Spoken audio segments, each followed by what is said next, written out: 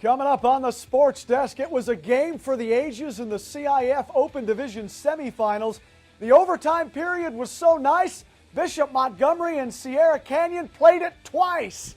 And speaking of CIF, the West High girls hoop team were trying to punch their ticket to the finals. The South High boys soccer team needed 2 overtimes in their CIF playoff thriller against Riverside. Plus, we'll check in with the 12th annual Zamperini Invitational for track and field. We'll have all this and so much more. The Sports Desk begins right now.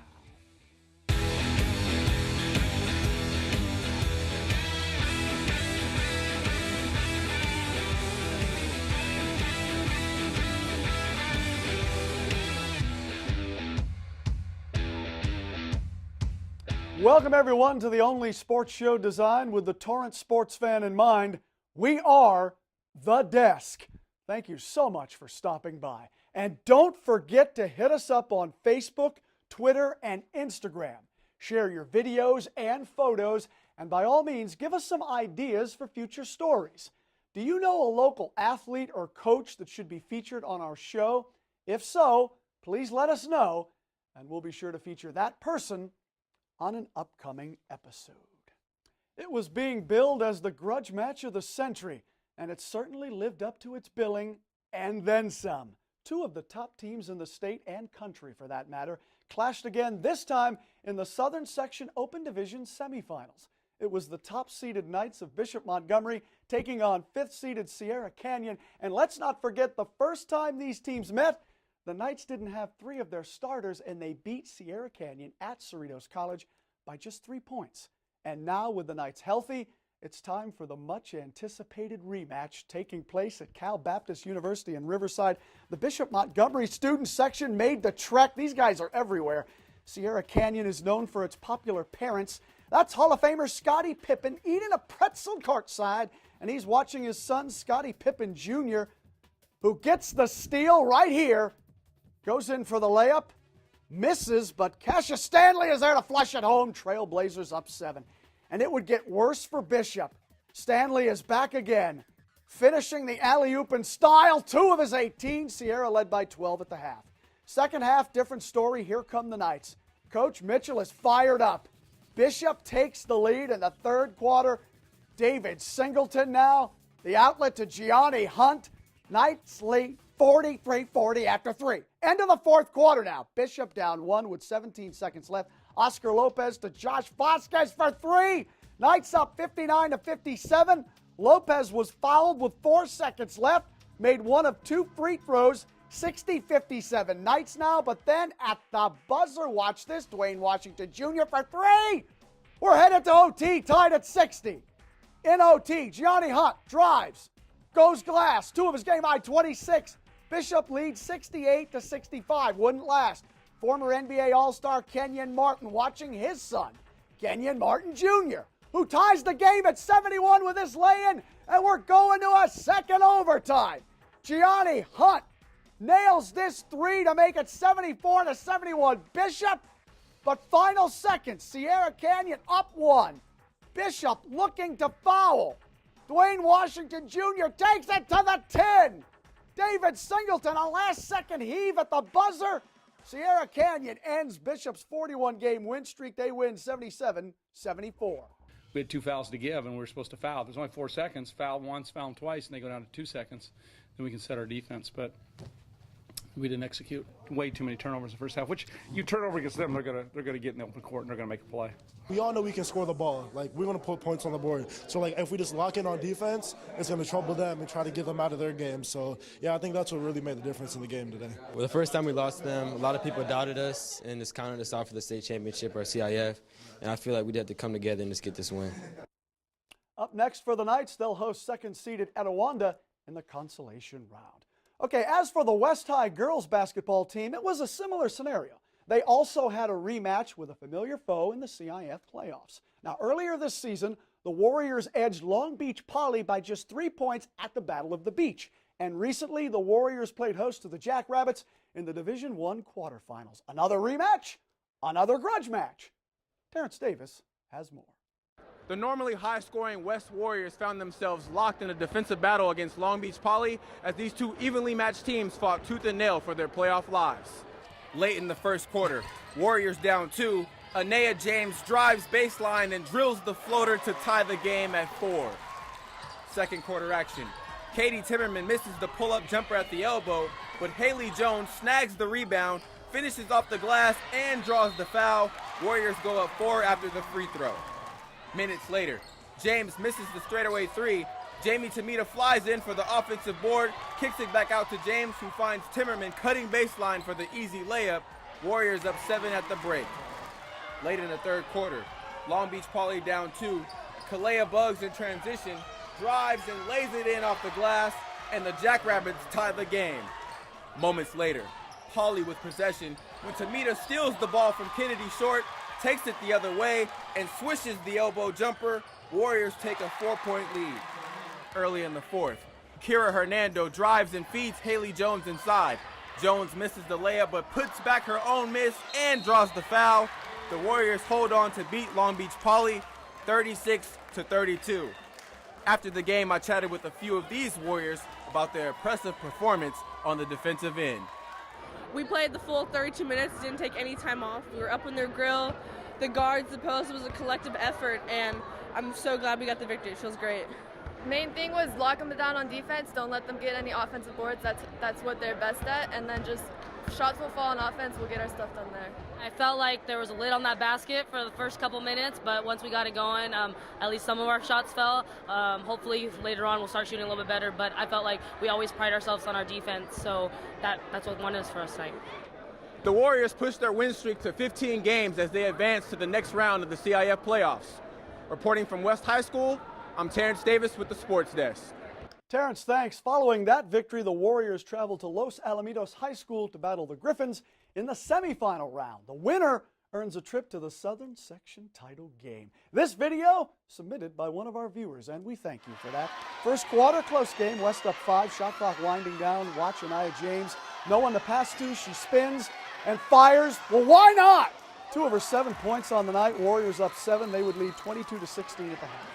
Third quarter, Haley Jones to Katie Timmerman. She nails the triple.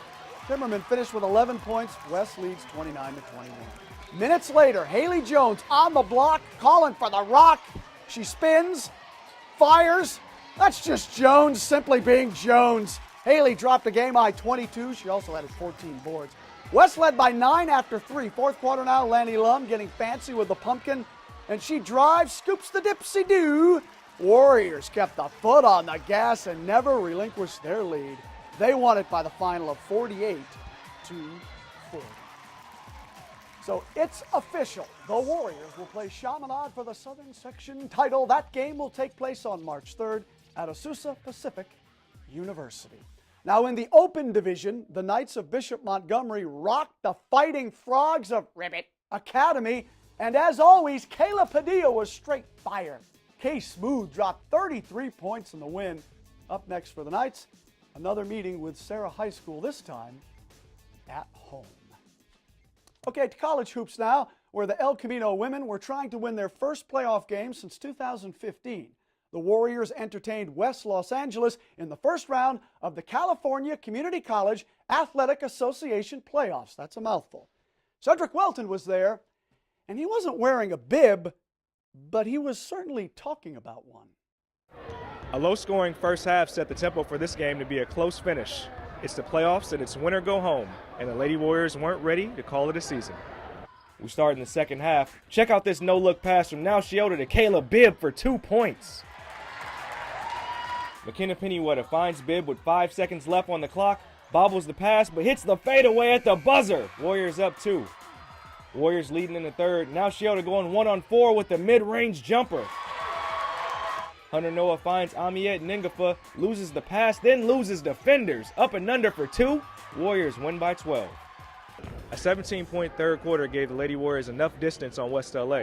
I got to speak with Coach Shaw, McKenna Pennyweather, and Kayla Bibb and get their post-game reflection. I think my team played very well. We played together. We just wanted to play hard and win. This is our last time in this gym, so we're just want to win. I felt like I let my team down the first game I played against West LA, so I felt like I knew I had something to show them. I knew that I can bring a lot to this team, and I know I can bring a lot to this game, so I wanted to show that I can play ECC basketball. It's playoffs, and if you win, you're happy, right? Surviving and move on, right? That's the way it goes. So the first thing is just to be able to get a win in the playoffs against a really good basketball team.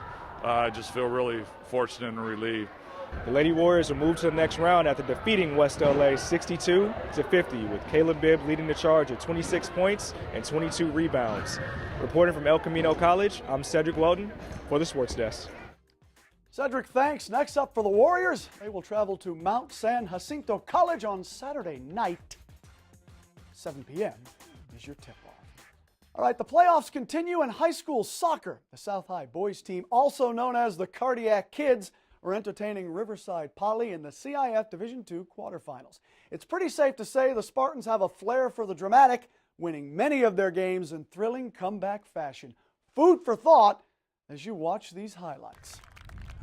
Good crowd on hand for this one. Fans supporting their Spartans on a chilly afternoon. Let's move to the game's 37th minute. A scary collision in the box between South High's Daniel Yu and Riverside goalkeeper Vince Rivas. You would be okay, though. He's a soccer player. That would set up this. It's a penalty kick for senior Jack Prentice, and he punches the right corner of the twine, and the Spartans would take a 1-0 lead into the half. Crowd getting jacked up. 42nd minute now of the second half. Riverside's Ivan Cano, fancy dribbling. He passes, gets it back, and then squeaks it through some traffic into the left corner of the net, and now we're all tied up at 1, which means we're playing a game of Uno.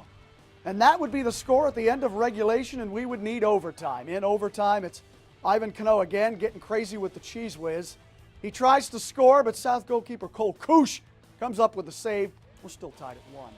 Minutes later, Deshaun Mendel trying to score. Another sick save from Koosh. The look on Deshaun's face says it all. The Kooshinator was a brick wall and net, and because of his play, we would need a second overtime in this one. Now, the final minute of the second 10-minute overtime period, Mason Briggs corner kick. Brett Krause, top shelf, where Mama dusts the knickknacks.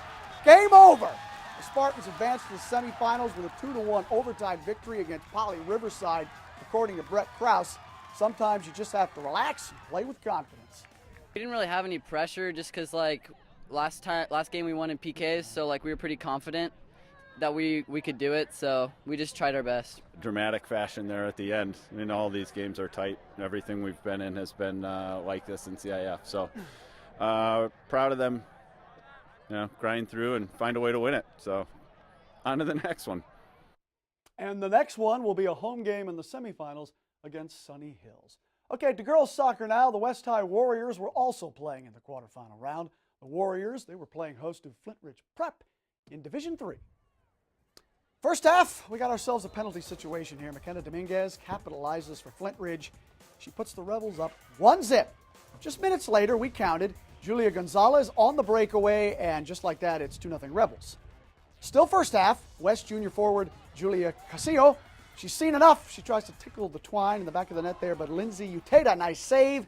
Rebels still up 2-0. This time, Jessica Goucher sets up Kaylee Slivkov right there. She turns and fires, but Uteda swats it away. Rebels would take a 3-0 lead into the second half, and they're looking for more. Helen Schaefer tries to add another, but West High Sam Bustos is there for the save. West would go on to lose by the final of 3-0. Afterwards, Sam Bustos and Coach Youngdale shared some words. Everyone was such a joy to be around, and it was so fun to play with the seniors, and I'm going to miss them next year, so sorry that they ended here. At the end of the day, nothing but positive things to say. Super proud of this team. I think they made it a lot further than any of them or any of us expected. And just, super proud of the way they grinded out. Obviously a tough one today. And you can't talk about the high school playoffs without mentioning Tony DaCosta. Dude has been in straight beast mode this season. The Torrance High senior is headed back to the CIF State Wrestling Championships. DaCosta, who is ranked 4th in the state in the heavyweight division, finished in first place at the Southern Section Masters Meet. The state tournament will take place March 2nd and 3rd in Bakersfield. Good luck to Tony. You the man. All right. We're going to take a quick time out here on the Sports Desk. Why? Because we have to. But whatever you do, don't you dare go anywhere because you won't want to miss this. Coming up next, the Spartans baseball team is back on the high school diamond. Plus, the El Camino softball team just keeps winning. These ladies are good. Stay with us. We'll be right back.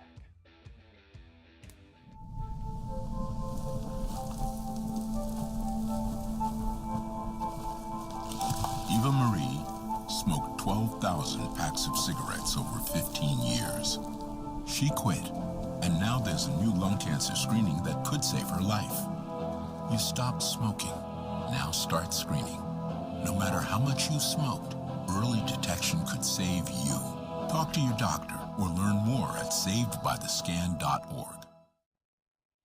Welcome back, everyone. Remember to follow us on social media, Twitter, Instagram, Facebook. Share your story ideas, post your photos and videos. We want to hear from you, Torrance. After all, this is your show, so be sure to get involved. All right, the high school baseball season is officially underway. That's right, 'tis the season to throw the bender. Gotta love it. The Spartans of South High opened their season recently. South entertained Peninsula High School. Danny Miskell was there, and she's going to drop the 4-1-1 on us. It's goose eggs on the board, and we're at the bottom of the fifth. Ryan Wilmoth goes to bunt, and Josh Scheck steals second. And he does it again to steal third. Wilmoth smacks it down to center field, and Scheck comes home to get the first run of the game. It's a nice little bragging right among some old friends. They're a tough competitor. Like we've grown up playing with most of them, so it was kind of cool to play with guys that we've known for a while. Ed did well. He was throwing a lot of first pitch strikes, which we were kind of getting behind on. And that's what kind of was causing our slow run production at the beginning of the game, but it all worked out in the end. The Peninsula Panthers jump back immediately with this RBI double, and that ties the game up at 1. Top of the 7th, reliever Ryan Lee is in a bases-loaded jam with 2 outs and a runner on second base. But even with the pressure on, Lee came through with this crucial strikeout. I felt Ryan was locked in. I mean, he's had a really great last 3 weeks where he's been able to repeat a lot of his pitches, and his stuff looked real good. I had confidence in him and said, go get him. I was kind of nervous, but I just wanted to back up my boy Ish. I felt great. I was just trying to throw strikes and then get back in the dugout, and fortunately Jacob was able to come clutch and drive in the winning run. That winning run came right here where Jacob McNally barrels it up and sends it through the middle. Scheck's rounding out the bases, and he barely beats the throw. The game ends instantly, and the Spartans take this W over the Panthers 2-1. It was super sick. The ground ball went up the middle, and then I was hoping my coach was going to be waving me through, and then he did, and it wasn't even a close play, and it was really cool to even go out and dogpile McNally too. And Jake bought into that approach right there with two strikes, 2 outs, just get up off that knob and stay back and try and punch the ball up the middle, and he did just that. So yeah, it was nice to see him clutch up and listen to what we were talking about and doing it. This was an exciting game for the Spartans because they have officially taken their first W to kick off the season. Reporting from Spartan Field, I'm Danny Miskell for the Sports Desk. Danny, thanks to college baseball now. In a recent game with Santa Barbara, El Camino trailed 10-1 heading into the 7th inning, and then simply went off, scoring 9 runs in the 7th to tie the game. Warriors scored 4 more times in the 8th to win the game by the final of 14-10. Now, before that game, Elko hosted the aforementioned Santa Barbara at Warrior Field. Bottom of the 2nd inning, Warriors already up 2-0. Santa Barbara starter Jaden Metz delivers to Spencer Long. He singles to right field. Jose Ruiz Jr. would score on the play. It's now 3-0 Warriors. And that was all she wrote for starter Jaden Metz. Cody Whistler, he's on third for Elko. Stephen Elliott on the hill now for SB. And Diego Alarcon with a chopper. Nice stab by Shane Hirsch at second. Alarcon runs it out, beats the throw. Whistler scores easily from third. Elko is up 4-0. And it would stay that way until the top of the 6th. Daniel Alvarez on the bump for Elko. Jake Holton at the dish. And he's going Michael Jackson off the wall. That's a 2-bagger in any language. It's also a 2-run double if you're scoring at home. And SB is finally on the board, trailing 4-2 now. And SB comes back to win this puppy by the final of 6-5. Alvarez went 7 innings for Elko, allowing 3 runs, 2 earned on 6 hits. He also struck out 9 en route to a no decision. The Elko softball team is certainly in the zone right now. The Warriors haven't lost a game since the day before Valentine's Day. The team's slugging percentage and on-base percentage are hovering around .500 right now. The Warriors hosted Fullerton and Canyons recently. Danny Miskell was there for the game against Canyons, and she files this report. Thanks, AJ. This game just ended at the bottom of the 5th inning. Elko scored 3 more runs, capping off this final score 9-1. And Diamond Lewis was largely responsible for establishing the lead, knocking in 3 runs at the bottom of the 2nd inning. And pitcher Maisie Weisoff, she had great command of her pitches in today's game, leading the Warriors in great defense. Annie Adamos bunts at the plate. Canyon gets her out at first and tries to go for the double, but they overshoot it to third, giving Diamond Lewis the opening, and she ties it up at 1. Lewis breaks that tie here in the bottom of the 2nd. She pops it out to center field and knocks in Carla Calderon and Alina Della Torre. Following up those RBIs is Ashley Machado with this fake bunt. Canyon throws it past third base, and Jasmine Krausen gets the run on the throwing error. Warriors lead 5-1. That count goes up in the bottom of the 5th as the Warriors score 4 more runs and ends this game 9-1. Maisie Weisoff dominated, allowing only 1 run on 3 hits in 5 innings pitched. Prior to this game, the Warriors defeated Fullerton by the final of 3-2.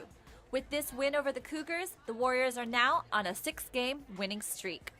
A W against Fullerton and a W against Canyon. Well, it's needless to say, the Warrior girls were unstoppable today. Reporting from El Camino Softball Field, I'm Danny Miskell for the Sports Desk. And this is Elko hosting LA Harbor. Warriors put 6 runs in the 2nd inning to break this thing wide open. We move to the bottom of the 5th. Annie Adamos is on first base. Elena De La Torre is at the dish, and watch Adamos, she's off to the races. Annie steals second, and that set up this. De La Torre smashes a rib single up the gut. Adamos scores from second. It's now 7-0 Warriors. Same inning, 2 on for Helena Gallardo. She smacks this pitch into right field, and her single scores the walk-off run rule victory over LA Harbor in 5 innings. Warriors win 8-0. Elko starter Clarissa Chiquete, she gets the complete game shutout victory, scattering 5 hits and striking out 3. After the game, Clarissa and her teammates discuss their 2nd straight conference victory.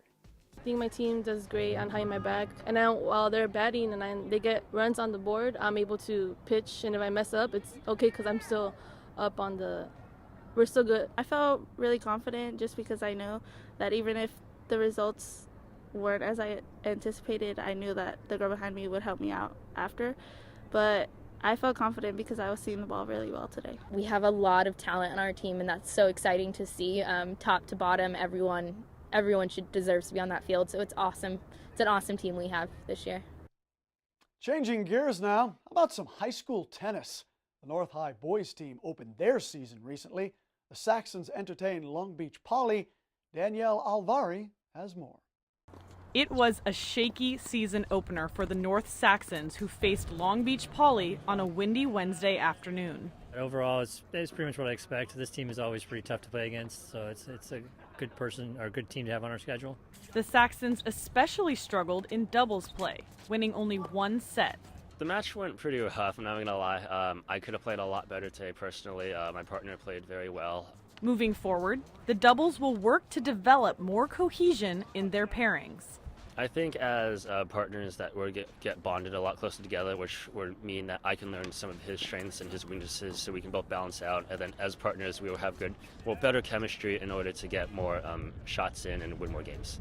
Although several of the Saxons struggled in their first match of the season, head coach Condiv said that the players to watch this season are freshman Alan Tanaka and senior James Phillips. It was a pretty rough time against the number 1 today. I mean, first part, I was playing some good tennis. Second part, I forgot I was holding a tennis racket. I thought I had a baseball bat. Phillips won 2 of his 3 sets, and after the match, set a substantial goal for the rest of his season. Honestly, for me, I don't want to drop another set. Phillips wasn't the only player to drop a set to Poly's Darren Hall. Freshman Alan Tanaka also lost that matchup. But in Tanaka's case, it was his first high school match ever. He's played a lot of tournaments, and this isn't a tournament, so he was a little gun shy, I think, from having all the people nearby watching. He's not used to that. Tanaka won his other 2 sets with ease, and with a freshman performing so well so early in the season, Coach Condiff already has high hopes for playoffs. It's going to usually come down to us in Torrance for the 3rd playoff spot. South and West are usually our best teams in our league, so hopefully we'll be able to knock off Torrance and get that 3rd spot. This match was just the start of the Saxons' pursuit for playoffs. Reporting from North High School, Danielle Alvari for the Sports Desk. Danielle, muchas gracias. All right, we're going to take another quick time out here on the Sports Desk. Don't move a muscle, though. Still to come, we've got track and field from Zamperini Stadium, and we'll hit the beach with the Tartars surf team. Stay with us.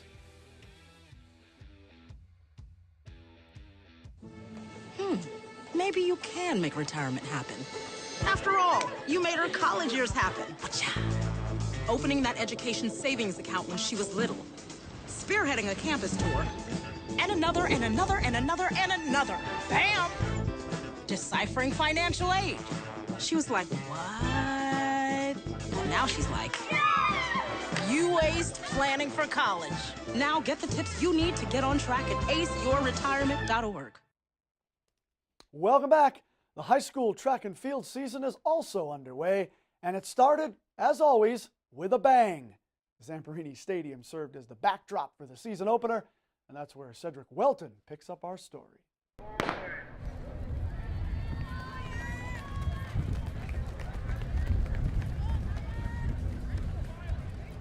It's track and field season, and we're here at the 12th annual Louis Zamperini Invitational, showcasing some of Southern California's best young athletes. This is the first official day that we can compete in CIF. Today is the first official day, February 24th. And they just love to compete. That's the whole idea. It's just competition. It's just friendly competition. So I'm always excited to watch a teenager get better on the track, because that helps them, motivates them, and it gives them something to shoot for and they have goals for. More than a dozen schools are in attendance Saturday morning to kick off the season, including my old stomping grounds, Carson High. We had some personal bests on Saturday as well. The field event saw Bishop Montgomery's Jordan Bayless nail 6'4" in the high jump, and Carson's David Anuku reached 19.6 in the long jump. And that was after North Torrance's Christian Moreno took first place in the 5,000-meter race with the time of 17 minutes and 50 seconds. When I started, I was kind of nervous. My shoes weren't right, so I had to switch my shoes. From the first jump at 6 feet, I cleared it, and it raised my confidence a lot. And then cleared 6'2", and then 6'4", almost cleared 6'6". I slipped, but I think I could have got it. I'm gonna come back for it. So it was the last jump I had. So I was just like, I got to do good. I got to do good. Went out there, did my thing. The first mile and a half was kind of slow, so I decided to wait. And then on the last 3 laps, I decided to pick up the pace and then just take off and leave them behind. So coming into this invitational, the mileage was good, the training was good, and I felt like I had a really good race because Coach Lee, he trains us the right way, knows what he's doing. As you heard Coach Irvine say, it's all about the spirit of competition, and it's alive and well. Reporting from Louis Zamperini Stadium, I'm Cedric Welton for the Sports Desk. Now, there's actually an interesting history behind the Louis Zamperini Invitational, and as Cedric found out, it's grown by leaps and bounds over the years. A tradition that has been around the South Bay for more than a decade. Since 2001, the Zamperini Invitational has unified schools from all over, provided healthy competition, and given back to the City of Torrance. This meet is in its 12th year. Originally it was started back in 2001 as a small 4 Torrance school meet, but it's expanded to 20 schools here today, and it's in honor of Mr. Zamperini, Louis Zamperini, who, in my opinion, if teenagers want a role model and don't have a dad, he'd be the perfect role model. Reporting from Louis Zamperini Stadium, I'm Cedric Welton for the Sports Desk. Cedric, thanks. It was the last comp of the season for the Torrance High School surf team. The Tartars were playing host to Peninsula High School from the Premier League. Off to Torrance Beach we go on what was a very chilly morning. And that certainly affected the Tartars' final comp of the season. The cold and windy conditions created sloppy, blown out 3 to 5 foot surf, Surfers struggled to get past the break zone to the lineup as the wind chill and bad waves bore them down. The Panthers of Peninsula overcame the challenging conditions to win 6 out of 7 heats. Now, the silver lining for the Tartars was Brian Brainerd capturing first place in Heat 6, which was the men's shortboard. Although they lost by the final of 92-26, the Tartars were in good spirits after their comp. There's no shape at all. It's super choppy, but it was super fun getting out there. I mean, it was nice getting in the water again. I was going to give up, and then I was like, it's not worth it. I'm here, Might as well just go the 15 minutes. It was a rough day. Not a lot of waves caught, very low score in total, but it was a bonding day. Everyone was shivering together and huddling together and commenting on like, oh my God, there's a contest today. This is pretty crazy. It really brought us together. We have a lot of great kids, a lot of seniors, a lot of kids that were with me all 4 years. 4 years of surfing with the same kids has been really meaningful and bonding. And they're going to be gone this year. It's going to be bittersweet, Senior Ken's done a great job with this surf thing, just bringing it back, and I think the kids really like it. Hope to see it keep going, and get more and more people involved. It's still really new compared to everyone, and Senior Ken's doing a great job of keeping it together and getting more people on.